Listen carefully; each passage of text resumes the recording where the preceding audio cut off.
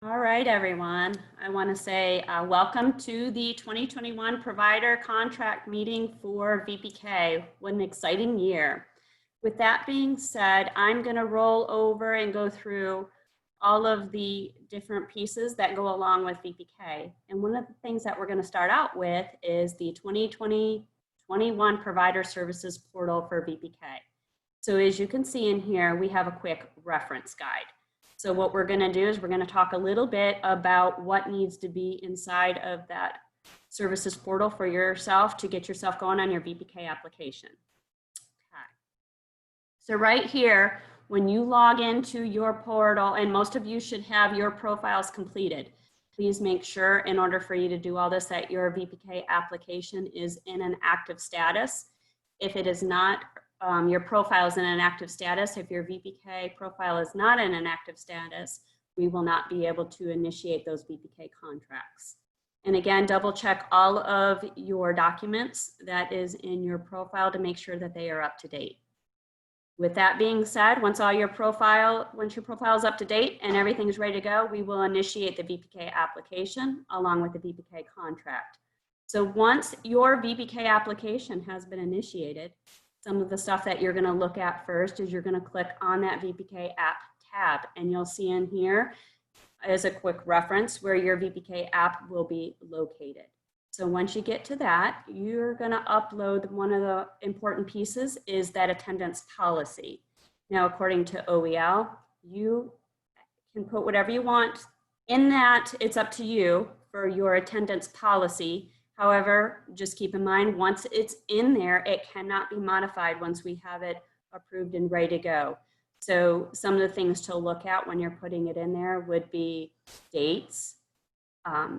Remember, VPK is a voluntary pre-kindergarten free program for children, so there cannot be fees associated with that. So that will get uploaded in your attendance policy piece. Once you have that uploaded, you're going to move on to the next piece, and that's going to be the director information. So looking in here, you're going to pay very particular attention, especially to this piece. This is a piece that we see oftentimes that gets missed. You're going to put the director's information, email information, and then make sure that that credential certificate number matches with what has been uploaded. You're going to put the credential issue date and a credential expiration date.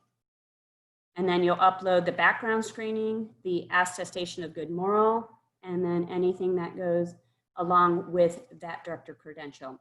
Again, for a VPK director, that director needs to be VPK endorsed or VPK exempt. When you're looking at your leads, aids, and substitutes, you'll go on the VPK Instructors tab. So when you're on that VPK Instructors tab, make sure again, you've looked at the degree, the credential type, and you're gonna make sure that those match up. A lot of people see certified teacher in here and they click yes. So make sure when you're looking at certified teacher, that certified teacher button means that they have a teaching certificate.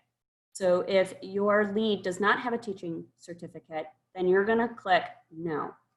Again, the minimum requirements for that lead is at least a CDA or an FCC-PC, and then they can go up to an AA, BA, and so forth. Again, when you're uploading their documents, make sure that you're putting the issue date and the expiration date. You're going to upload their background screening, again, their attestation of good moral. We sent you all a revised version. Please keep in mind that there is a newest, latest, greatest version that came out. And then you're going to also upload any credentialing and such documents that go hand in hand with that instructor. Same thing with your aide. You're going to upload the same thing with your aide. If there was a last name change in the documents, make sure you upload either a marriage certificate, divorce certificate, something like that that shows that there was a name change. Same thing goes with your subs. You'll upload your subs, and then you're going to upload again all of their degree, if they have one, their background screening, and their attestation of good moral. Once you get that piece, then you're going to go to the lovely section of the VPK calendar. So with the VPK calendar, right here, when you're going to click on that edit button, you're going to edit that calendar, and then you're going to add in there the school year or summer program. So make sure that you pay particular attention to which one you've clicked on. You're going to put your calendar start date, and then you're going to put your calendar end date. And then you're going to do your days of the week, and make sure, and when you're adding that in and you're adding your holidays, that it totals 540 hours. If you're off a little bit, get with us, because there is a piece that you can do that's called an exceptional day, and that can total up those days so that it equals 540, okay? But that is only if you start noticing as you're getting to the end and those numbers are off a little bit, you can get with us. But you're ultimately, it needs to equal 540 hours. Once you get that classroom and that calendar all set, you're going to go to the classroom tab. So when you're in your classroom tab, once you have all of your instructors added in there and all of your credentials, when you get to that VPK class tab, you're going to make sure that that class is connected to the calendar. And you can see here, this is going to show your curriculum, your days of the week, your start date, your end date, your instructors, and they are now connected to that calendar and that class. Once you've added all that in, you're going to look at it, review it, make sure everything adds up. Again, make sure it's 540 hours. You can put a summer program in now if you know that you have everything set and your teachers. If not, you can do that throughout the year. Once you have that set and ready to go, you're going to review it, and then you're going to hit that certify and submit button. Once you've completed that VPK application, you're going to move into your contracts. So you're going to look at your OEL VPK 20, and that's going to be in your provider services portal, and you're going to click on that, and then most of the information is going to feed over. Make sure you are in the correct year. Same thing when you're doing your VPK application. Always, please, please, please make sure you are in the correct year. Once you get that situated, you're going to review over your contract, check and make sure that everything is correct, your location, anything that's on that contract, review over it. And then once you do that, same thing, you're going to review and you're going to sign and submit.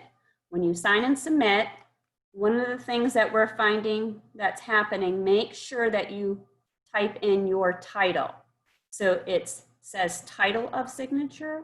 So you're going to put whatever your title is, not your signature, but your title, and then it'll automatically pull your signature over. If you put your signature in with the title, we're going to have to reject it, and then you're going to have to do that again.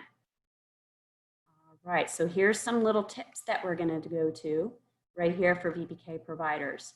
So these are a list of things to remember when you're completing your VPK application.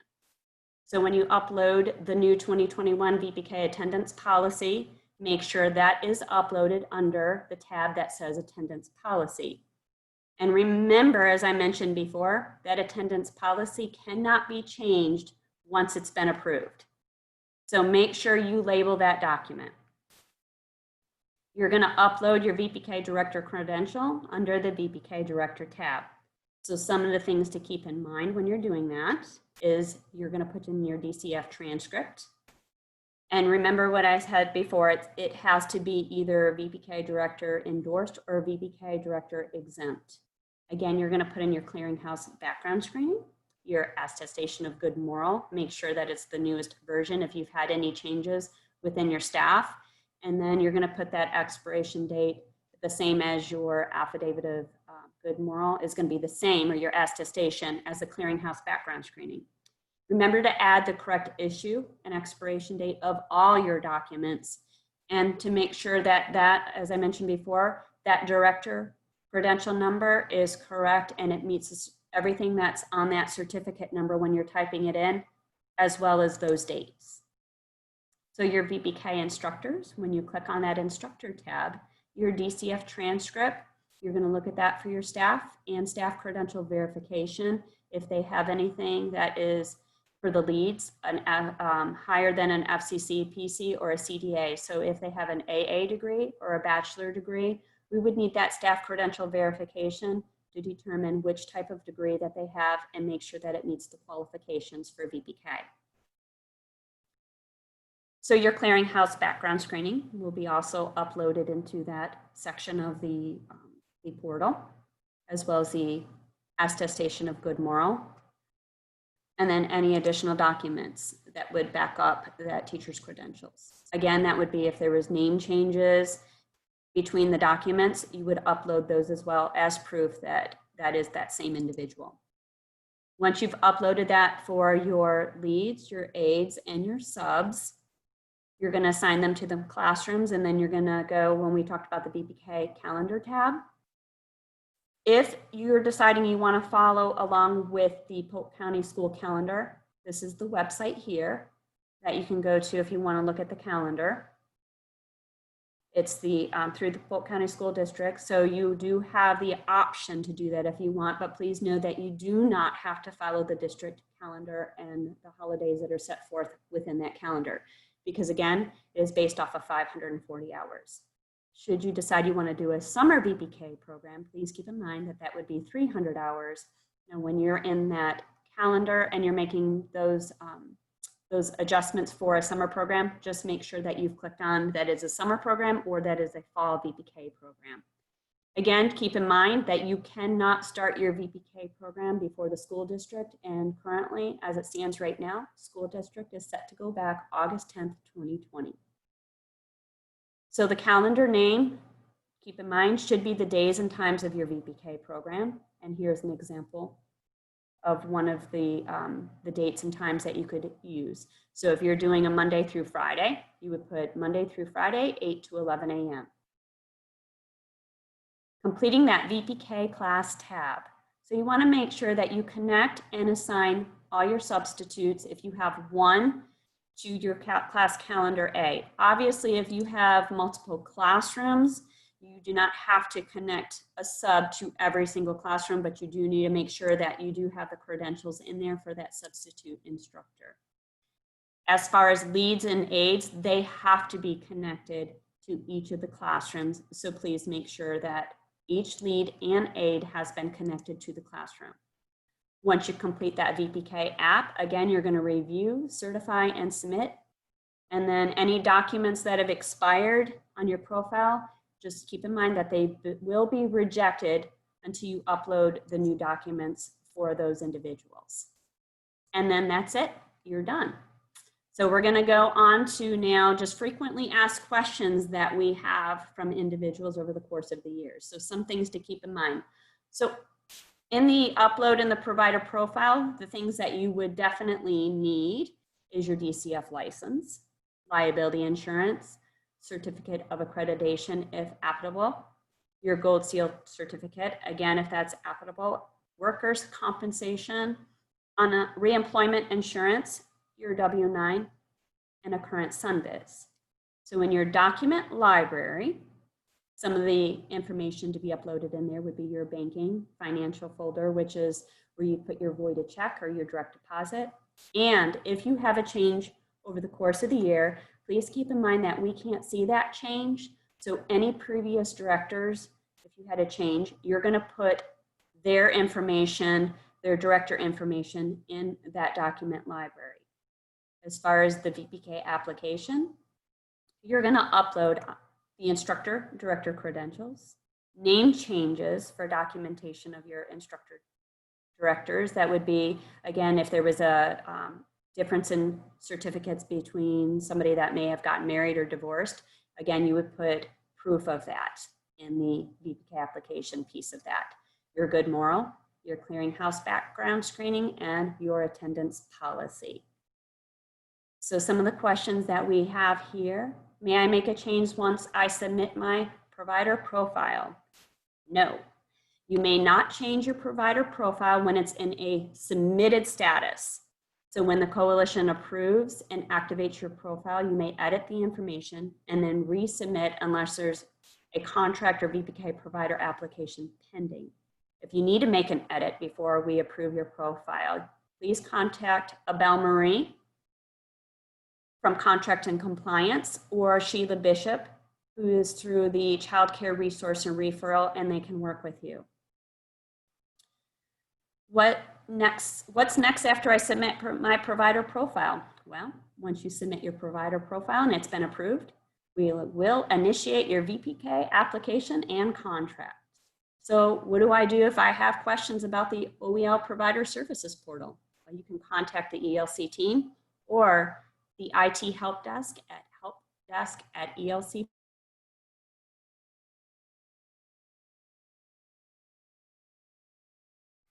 All right, so I left here, and you will have a copy of this. And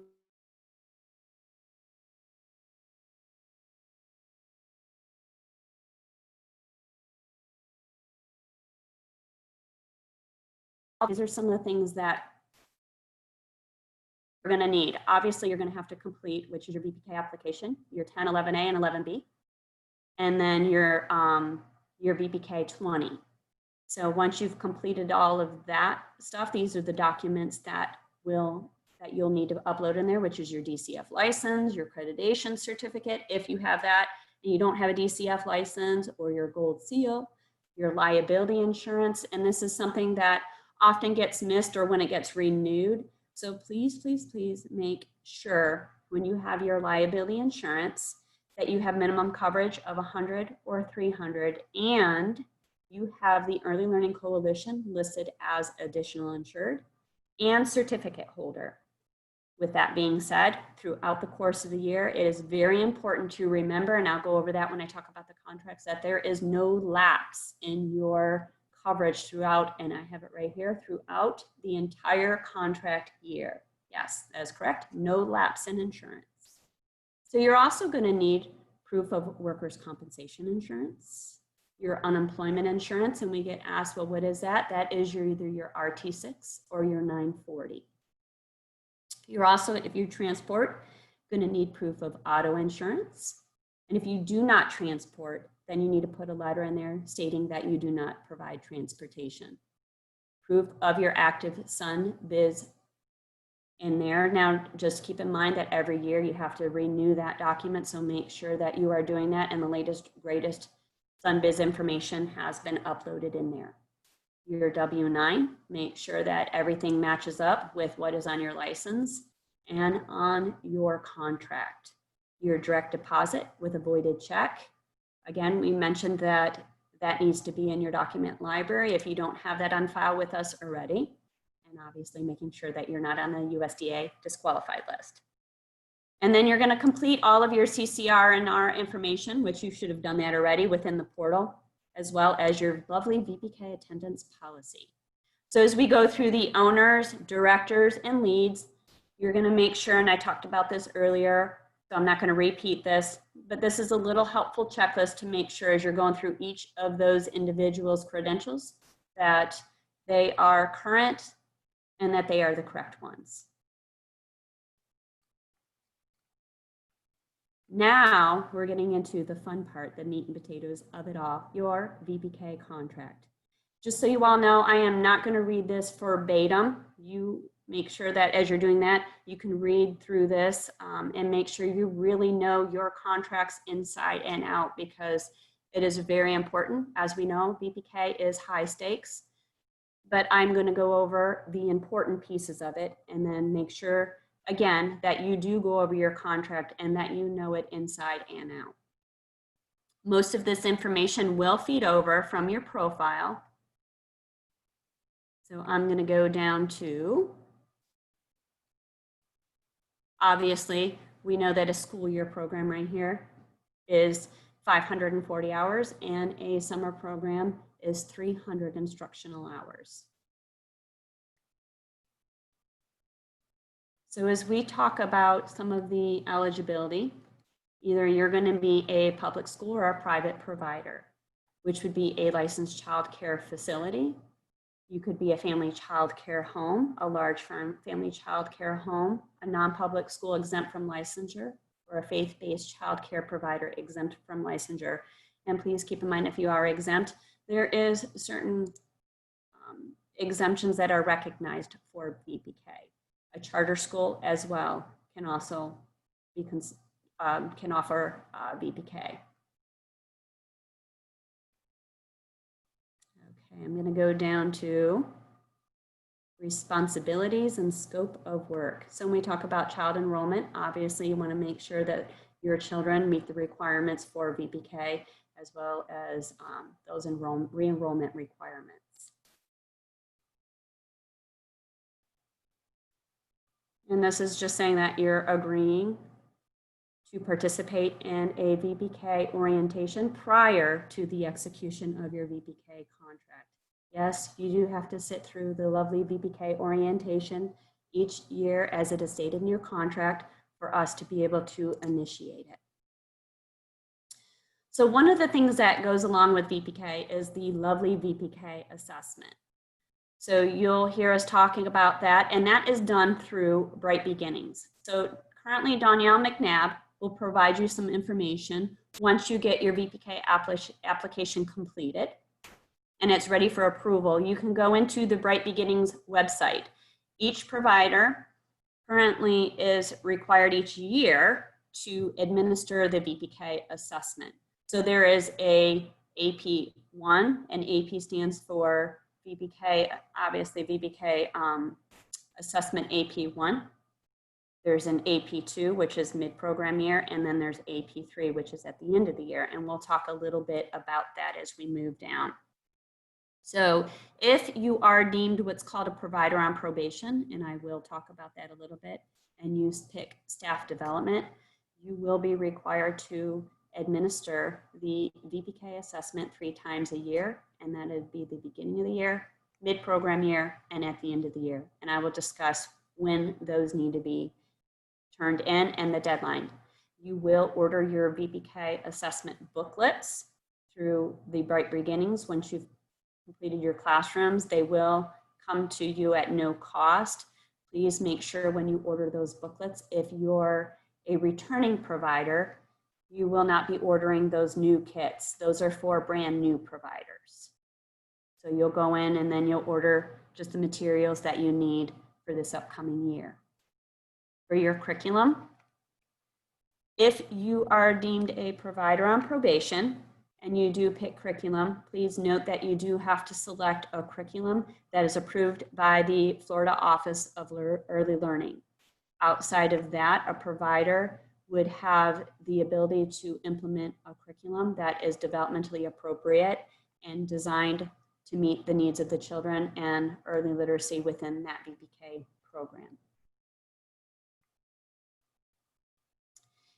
This is where I talked about the attendance policy. That does need to be uploaded. Please keep that in mind, that you do need to give a copy of your attendance policy to us. We need to have that uploaded in that portal. Fees, this is a big one. So please keep in mind, as I talked about before, the VPK is a voluntary pre-kindergarten program. It is a free program for families, so there are no fees associated with it.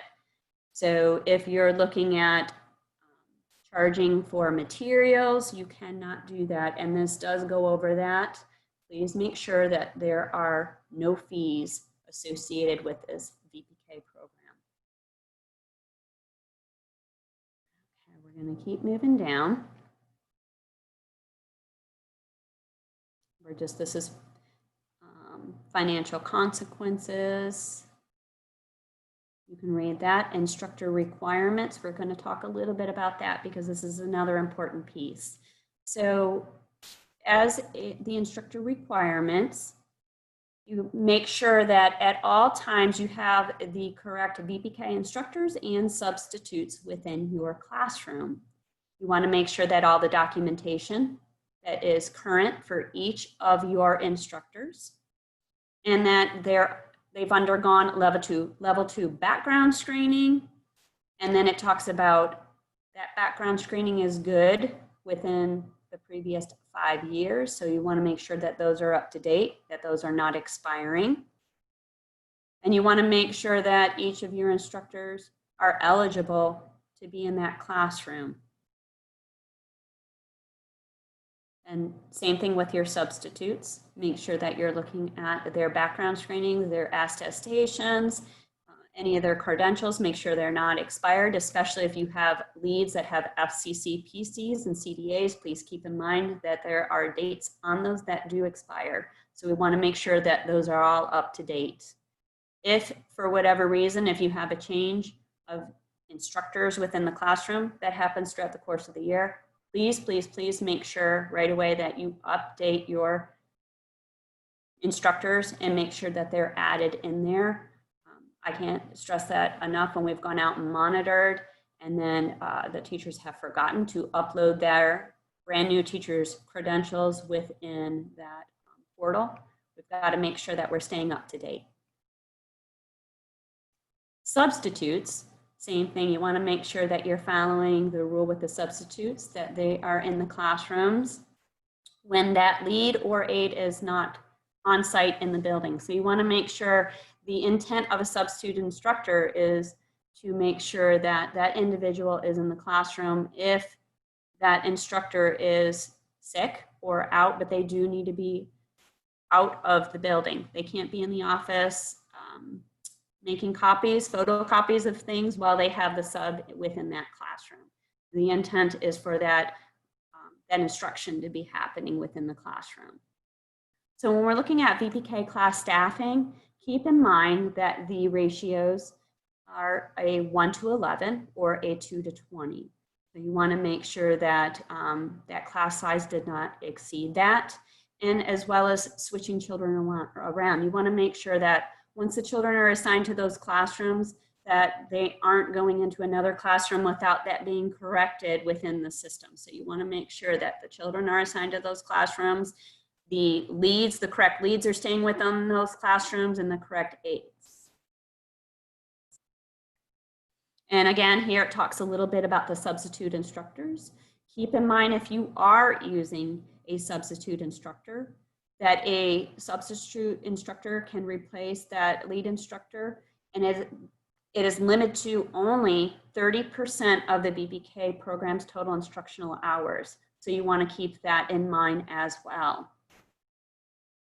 Obviously, there's prohibited forms of discipline. I'll let you read through that on your own. Riley-Wilson Act, please make sure that is very important that you read this piece of it and you are abiding by that, because there are children that are at-risk children and you are required to notify us when those children are not at the facility.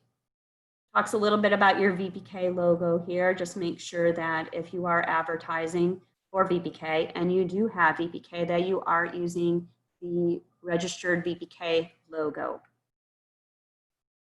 We talk about here delivering a VPK program. This just kind of goes through like your private and public schools. The hours, again, as we talked about, it's 540 hours for the school year and 300 hours for summer.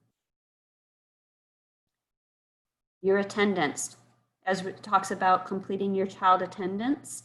So make sure that you're doing that monthly, and that there is a deadline for submitting the attendance, I believe, and I don't know if I've passed it. It's like I believe it's the third day of each month that all of that needs to be submitted.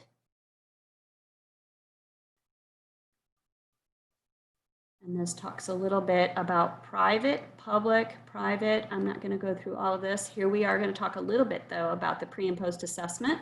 So as we talked about that, so for both private and public, as you're administering that assessment, keep in mind that AP1 that we talked about, it's within the first 30 calendar days of your VPK classroom. So when I say within the first 30 days, that includes holidays, weekends. It needs to be within those first 30 calendar days to stay in compliance. And this is the submission date. This is the administration date. And then you have, if you look at that, 30 to 45, it's not another 45 days. It's this in conjunction with that to have it submitted into Bright Beginnings. So please keep that in mind. That's not administering it. That's just making sure that you've hit that deadline to get it submitted. Your AP2 is going to be mid-program year. And then that AP3 is within the last 30 calendar days of the VPK class schedule. And as you can see here, this is the same thing, the 15-day difference between here and here, and then you would have 15 days, no later than that, to have that into Bright Beginnings. That does not need to administer the VPK assessment. That means entering it into the system. You have no later than 15 calendar days after that last day of VPK classroom schedule, and here to get it into Bright Beginnings. Okay, we're going to go through, here's forms approved, technical assistance. You can read both of those on your own. Talks about child eligibility. As you know, again, it would be your child certificate of eligibility. Make sure that the children meet the requirements of a VPK. Monitoring and auditing. So we're going to talk about that. So just know that we do come out and monitor your program.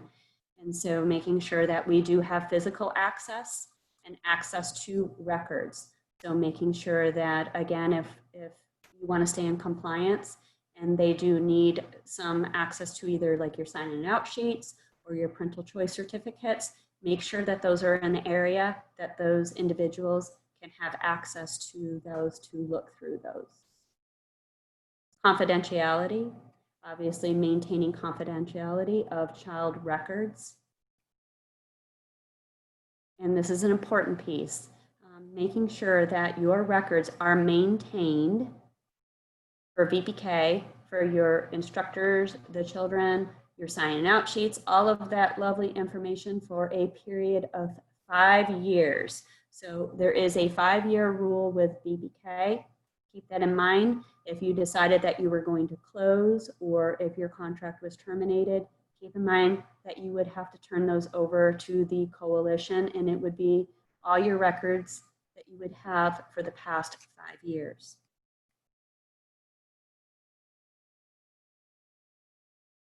Let's see here. We're going to go to, here we go. Okay. Here we talk a little bit, as I mentioned, the attendance documentation. You agree to document your daily attendance and you certify the monthly attendance. So make sure that that is being done. And then make sure that that is in accordance with the rule of the Office of Early Learning. Here we have parent attendance certification. So those are those lovely parental choice certificates that all of you love so, so very much. So just keep in mind that once a month, if you do the short form, there's also a long version.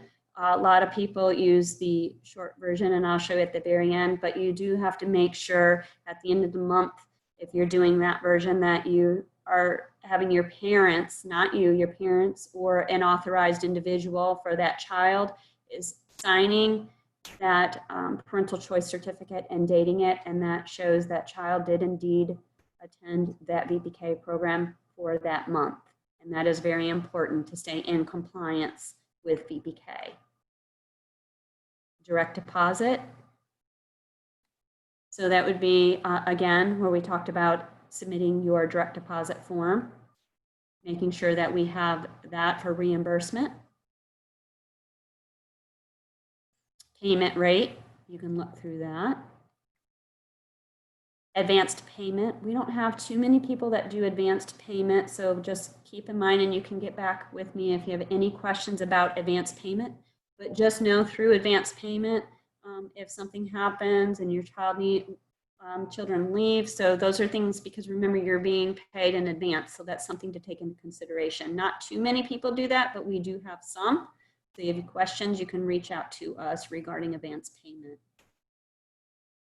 Obviously, this will check if it's a school year program based off of your profile or if you're doing summer program.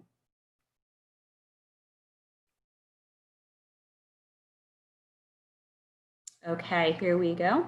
This is where I was talking about with your attendance. So please keep in mind that you agree to submit your monthly attendance in accordance with Rule 6M-8.305 FAC for payment. So with that being said, Please, please, please keep in mind that that needs to be submitted to the coalition on or before that 3rd business day of each month. Now you can, you know, as you're doing your attendance, just keep that in mind. That is a very important piece. Okay. Let's see here. We're just going to keep going where it talks about reimbursement closures. Here's another one that we'll go over. So again, making sure that you agree that if you have compensation for temporary closures, that's going to be handled in accordance with the Office of Early Learning. So make sure that, again, keep in mind as far as your calendar, you can only make 2 revisions if you're making changes to that VPK 11B per year. That is in, it'll show up in your Bright Beginnings. So when you're putting your classrooms in, keep that in mind. Readiness rate. So I mentioned a little bit earlier about provider on probation. So there is a readiness rate that comes out every year. And so what happens each year is when your kiddos go off to kindergarten, they get what's called they get screened. So that is under the FLICRs, which is the Florida Kindergarten Readiness Screener, yes. So with that being said, the tool that they have selected is the STAR Early Literacy. So based on that, obviously the children and the teachers have to meet a certain level to either be, they would be deemed either a provider on probation or they would not. So as a provider on probation, if you scored below 60, so 59 or lower, currently that is what they have listed as a provider on probation. So anything under 60 would be what be considered a provider on probation. So for the first year, you would have to select either a approved curriculum or VPK, or you would pick what's called staff development. In between those 2 target areas, you would have to select an additional target area. And then there's trainings that go hand in hand with each of those selections, either under curriculum, and that would be for your director, your lead, and your aides. And same thing as far as your staff development. There's training requirements that go with that for your director, your lead, or your aide. And both of those would have to be completed prior to the start of your classroom. So keep that in mind.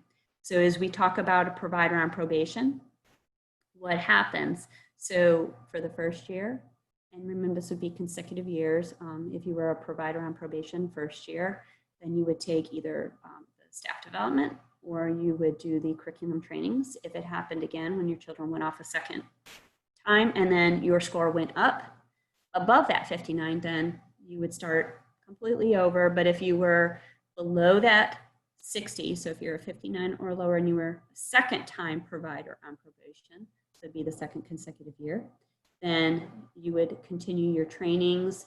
There's also things you would have to do within your classroom. And then if you were a third time, so it'd be 3 consecutive years, 3 times in a row, you would have to apply what would be for a good cause exemption, which is good for 1 year. You could be granted that. So just keep that in mind. However, if you do not get that good cause exemption, you would be removed from the Bpk program for a period of 5 years. So that is very important, and that's why we say VPK is high stakes, to keep that in mind. And this talks a little bit about your probation. So continuing, if you were found to be like a provider on probation, you would have corrective actions and improvement plans that you would need to be completing throughout the course of your program year. And again, it talks about here losing eligibility to deliver VPK for a period of 5 years. Okay, financial consequences. Just keep in mind that if you fail to provide the minimum level of services that is within this contract, the coalition shall temporarily withhold reimbursement. So just keep that in mind. Talks a little bit about discrimination, keeping that in mind too. You can read that. And here is termination and non-compliance. And you read through that. We just talked a little bit about that, and then we're going to go down to termination for cause. And these are some of the basis of termination for cause, and notice of termination for cause, and an emergency termination, which you can read those as well.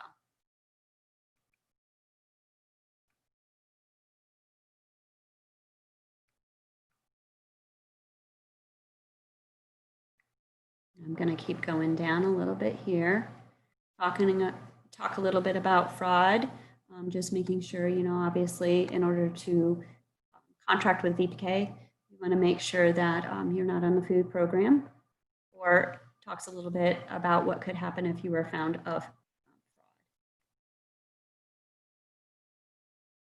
Information change, please, please, please make sure, again, we talked about this, if there's any information of change within your VPK program, that you provide notice of those class transfers of children, changes within your classroom, needs to be within 14 days. You have 14 days to make sure all of that's getting up to par, so make sure you're looking at this piece of it, and then going in and completing, like I said, making those changes to your VPK 10, your 11A, your 11B, again, within those 14 days. And then submitting the documentation of temporary closures, letting us know if for whatever reason, if something happens that you have to close.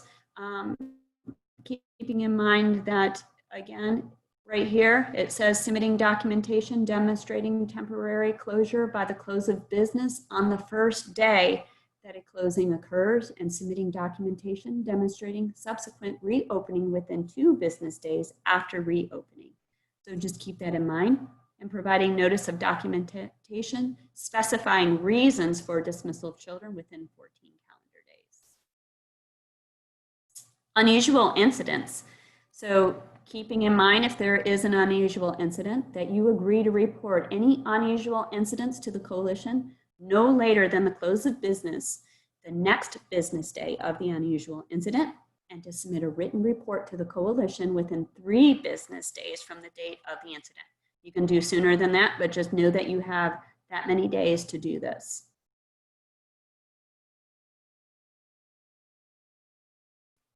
And this talks again about notification of disqualification of public assistance fraud.